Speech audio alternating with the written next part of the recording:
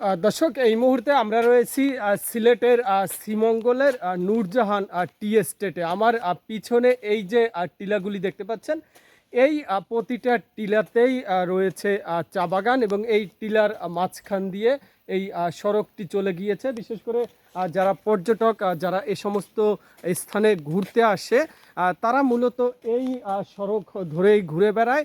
যদিও কোনো কোনো সময় এই চা বাগানের ভিতরে ঢোকা যায়, কিন্তু সব সময় চা বাগানের ভিতরে ঢোকার অনুমতি আসলে পাওয়া যায় না। কারণ চা বাগানে আসলে যখন একটু নীরবতা থাকে, বা চা বাগানগুলোতে যখন মানুষের কোলাহলতা একটু কম থাকে, তখন এখানে বিভিন্ন লোক, যারা পর্যটক আসে, তাদের মধ্যে থেকে কেউ কেউ আপত্তিকর কিছু ঘটনা ঘটায়, যে কারণে এ সমস্ত জায়গায় ভ্রমণের ক্ষেত্রে অনেকের এই নিষেধাজ্ঞা আছে। বিশেষ করে এই সমস্ত জায়গায় আসলে সবাইকে প্রবেশ অধিকার দেওয়া হয় না।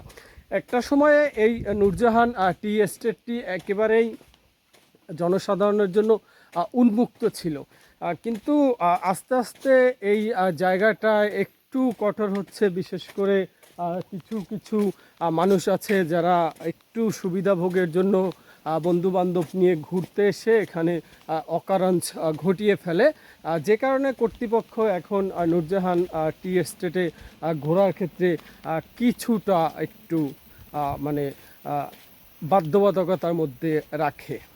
তো আজকে আমরা সিলেটের এই শ্রীমঙ্গলে এসেছি, তাই ভাবলাম এই সিলেট শ্রীমঙ্গলের যে চা বাগান, এই চা বাগানের বর্তমান যে পরিস্থিতি, সেই পরিস্থিতিটা নিয়ে একটু কথা বলি।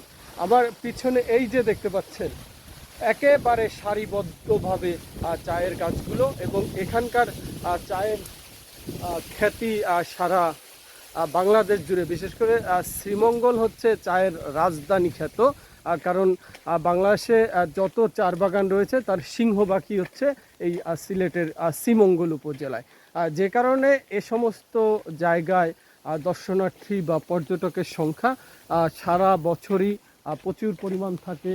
বিশেষ করে সিলেট কেন্দ্রিক যারা ঘোরার ট্যুরগুলো করেন, তারা এই শ্রীমঙ্গলকে একটু হিসাবে রাখেন, কারণ শ্রীমঙ্গলে দর্শনীয় স্থান অনেক, একাধিক দর্শনীয় স্থান রয়েছে এই শ্রীমঙ্গলে, যে কারণে শ্রীমঙ্গলের প্রতি দর্শনার্থীদের আলাদা একটা নজর রয়েছে।